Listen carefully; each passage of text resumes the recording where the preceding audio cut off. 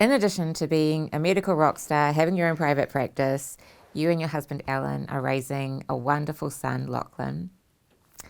What is it like managing a very demanding career with your family life? So it's really hard. I'm not going to lie about that. And, every working mother will have, the same story or themes of that same story. For me, I, have my career and sort of achieving that part of my life was always the big dream. And it wasn't until very late in life that I decided actually I wanted to become a mother as well. For a long time I just thought I'd be happy being the cool auntie. And so, being a mother has, again, helped me grow in a way that I think also helps me be a better doctor.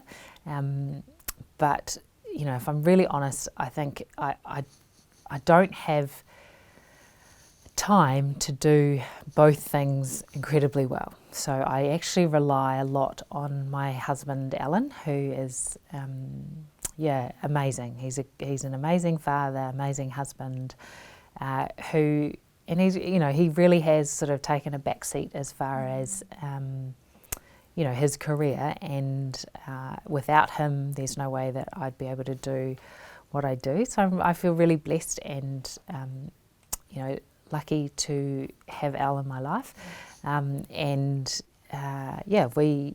We really are enjoying having our son, who started school this year,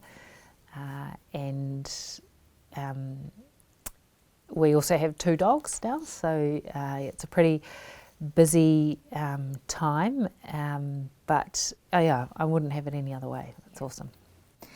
And I noticed that for a lot of successful career women, you really do need the full support of your partner. And do you feel like the contribution of stay-at-home parents is valued by society?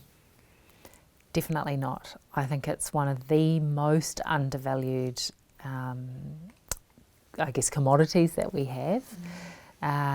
It's funny because people are always really quick to praise me. They say, how do you do it? How do you have this, career and be a mum?